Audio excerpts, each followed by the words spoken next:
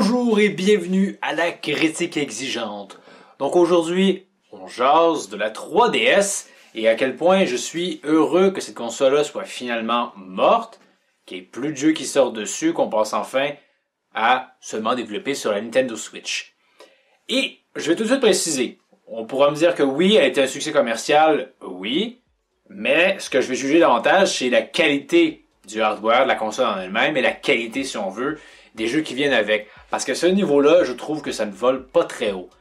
Faut comprendre que la 3DS sort, elle a un gros fardeau sur les épaules, parce qu'elle fait suite à la DS qui était un succès monstre, et en même temps, elle sort alors que l'émergence des cellulaires et des jeux qui viennent avec font leur apparition. Et elle a connu une très mauvaise première année, à tel point que Nintendo a fait un programme d'ambassadeurs pour essayer de récompenser les gens d'avoir acheté la console malgré que c'était un peu un pétard mouillé.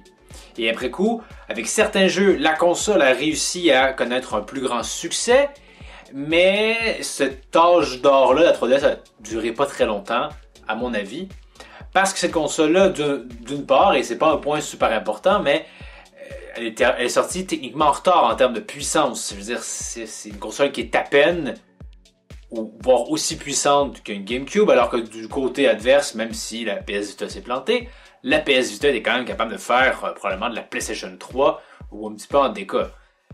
Et l'enjeu que ça pose, c'est que on est en retard technologiquement, mais on a quand même assez de puissance pour offrir des jeux 3D monde ouvert. Et l'enjeu se pose ici, c'est que la console, malheureusement, elle n'est pas pensée pour accueillir ce genre de jeu. Pour beaucoup de ces jeux-là, il faut que tu puisses contrôler ton personnage et la caméra. Et le problème, c'est que la 3DS ne vient pas avec un deuxième analogue. À tel point que, par exemple, je me souviens, Resident Evil Revelation, il a fallu qu'il sorte un accessoire te conférant un deuxième analogue.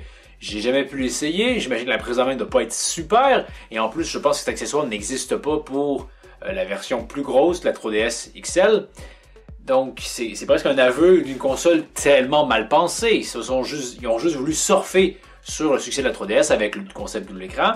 Et à la fois, ils ont également voulu surfer sur la 3D, qui faisait un retour au cinéma, mais qui déjà à cette époque-là, en 2011, était sur une vague descendante. Et c'est sans surprise que personne va en fait se servir de 3D parce que ça apporte à peu près rien en termes de gameplay.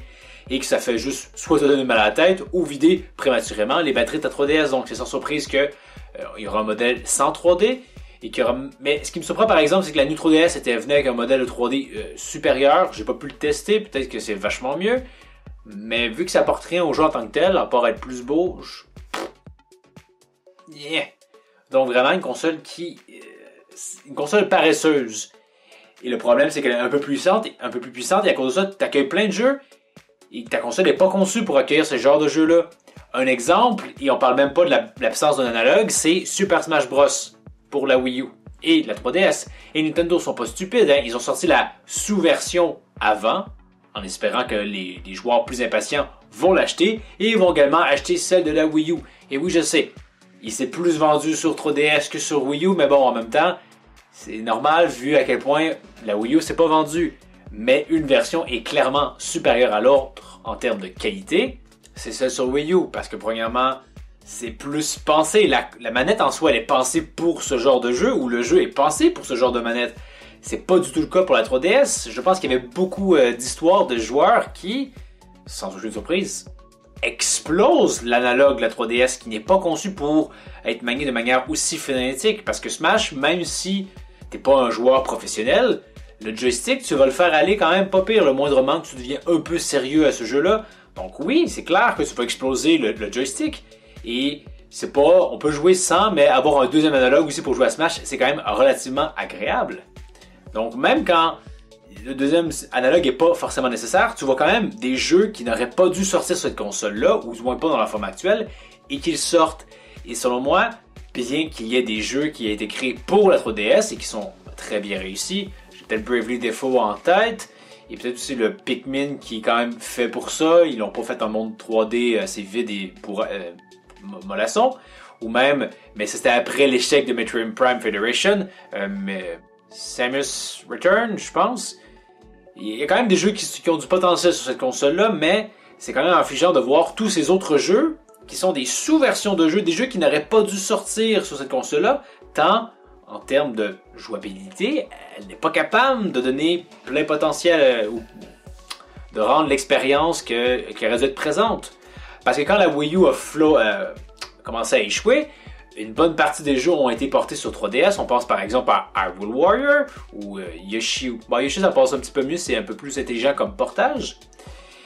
Et force est de constater par exemple pour Hyrule Warrior que purée de merde, j'ai pas joué, mais je vois pas comment tu contrôles la caméra, ça doit être assez chiant. Graphiquement, ça doit être clairement en dessous de la version. Il y a des ajouts, oui, mais n'empêche que... En plus, Hyrule Warrior, c'est un jeu qui est quand même très sympathique à jouer avec une autre personne, et on y reviendra sur ce point-là. Sur la Wii U, c'est quand même très facile. D'ailleurs, tu as même accès chacun à son propre écran. Sur 3DS, je suis pas sûr que ça soit tant possible. Et allons-y tout de suite dans le sujet, c'est aussi que toute cette volonté de faire que les consoles portables soient vraiment conviviales. Or, en tout cas, vous me direz dans les commentaires si c'est différent pour vous, mais c'est rare que j'ai rencontré des gens un groupe de joueurs qui possèdent des 3DS et les mêmes jeux que moi pour y jouer. Pokémon était peut-être une des rares exceptions, mais, et c'est l'exemple clé selon moi, j'avais eu cette idée-là avant même que Nintendo le fasse. C'est-à-dire, Mario Party, qui se veut être une compilation des meilleurs jeux des différents Mario Party. Puis évidemment, je l'imaginais sur console de salon, sur la Wii U. Nintendo l'a imaginé sur la 3DS. Décision qui peut être justifiable par le fait que la 3DS se vendait, mais en termes de créativité, j'ai joué à ces jeux-là, à ce dont quoi ce jeu-là s'inspire, sur des consoles de salon. Me leur flinguer sur console portable, non. Mario Party, je pouvais jouer avec mes amis, avec ma soeur, parce qu'ils n'ont pas forcément la console, ils n'ont pas forcément le jeu, mais on a les manettes et on joue. Ici, demander à ma soeur d'acheter une autre 3DS pour pouvoir jouer avec moi à Mario Party, non. Donc forcément, j'ai pas voulu acheter ce jeu-là. Ça n'en valait pas la peine et d'une certaine façon, ce concept-là, super intéressant, de la même façon que le concept encore plus intéressant qu'est un remake de Ocarina of Time et de Majora Mask, à cause de la 3DS et à cause de Nintendo, on a brûlé ce concept-là. Peut-être qu'il va revenir, mais il va falloir qu'on attende vachement plus longtemps pour enfin voir ces concepts-là appliqués avec toute l'ambition qu'on voudrait le voir, c'est-à-dire sur des consoles de salon. C'est toujours surprenant de voir à quel point on a voulu transposer des expériences de façon très bête. Hein? Metal Gear Solid Snake Eater est présent sur 3DS, de la même façon que Xenoblade Chronicle est aussi présent sur 3DS, mais c'est des jeux qui ont quand même un caractère très cinématographique. Hein? Et c'est un peu décevant de passer d'un grand écran, une expérience cinéma, à finalement jouer sur un assez petit écran. C'est pas conçu pour ça. Créez des expériences qui sont propres à la 3DS. Et faites pas juste porter des jeux de salon sur cette console-là. C'est une des raisons, je pense, pour laquelle la PS Vita a un peu flobé, c'est que il fallait qu'elle ait sa propre identité. Et oui, je le sais, ok, la 3DS, je le répète, elle a réussi, mais je trouve ça affligeant, tous les jeux, les sous-versions qu'il y a eu. Et à quel point aussi, et c'est vraiment là que je le redis encore, ma plus grande déception, c'est à quel point on brûle des cartes qu'on aurait donc voulu voir être appliquées là où elles auraient dû l'être. Mario Party et les remakes de Ocarina of Time et de Majora Mask, d'autant plus qu'à ce qui paraît, le remake de Majora Mask, il est vachement en décor en termes de gameplay à la version d'origine. Or, c'est vraiment un des jeux très appréciés par les fans. Il y a plein de vidéos fan-made super excellentes où on voit un remake de ce que ça devrait être, c'est-à-dire sur une console qui est vraiment plus avancée techniquement et non pas sur une console qui est à peine plus puissante qu'une Nintendo 64 ou pas de façon significative. Oui, c'est plus beau, mais pas à ce point-là. Donc, je suis vraiment content que la 3DS tire à sa fin, parce que Nintendo, je trouve, monopolisait beaucoup trop l'attention sur cette console-là. Mais vous, qu'en pensez-vous? Est-ce que vous êtes content d'avoir eu la 3DS? Pour ma part, je l'avais acheté pour la série des Mario et Luigi RPG, et j'ai pas vraiment touché. J'ai joué à Link Between Worlds, qui était honnêtement une déception, parce qu'il y avait juste pas assez de choses. Le jeu, je le trouve très vide, un peu trop... il sort un peu trop sur la nostalgie de de Link to the Past. Et c'est tout.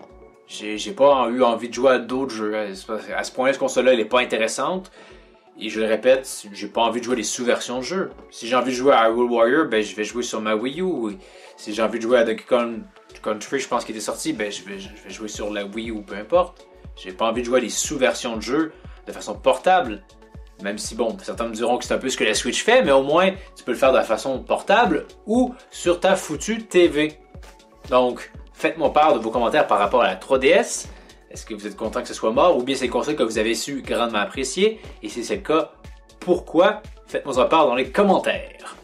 Donc, pour la prochaine vidéo, je vais peut-être lancer un concept qui se veut à la défense de, c'est-à-dire quand je trouve qu'il y a une œuvre ou quelque chose qui, dans l'espace critique commun, populaire, est souvent pas très apprécié et que je juge que ce n'est pas valable, eh bien, ça va être à la défense de justement ces segments-là. Et pour le premier segment, je vais peut-être parler de X-Men 3, qui est souvent décrit comme étant un pas très bon X-Men, et avec le flop, du moins commercial, et peut-être critique, de Dark Phoenix, c'est peut-être l'occasion de justement revoir ça à nouveau. Donc, merci d'avoir regardé. N'hésitez pas à vous abonner, partager, aimer la vidéo, laisser un commentaire. Et je vous dis à la prochaine critique exigeante. Style here and seriously reduce the enemy counts and change the color schemes. It's a very different looking game. Well, cutbacks in just about every area, you know, texture, detail, line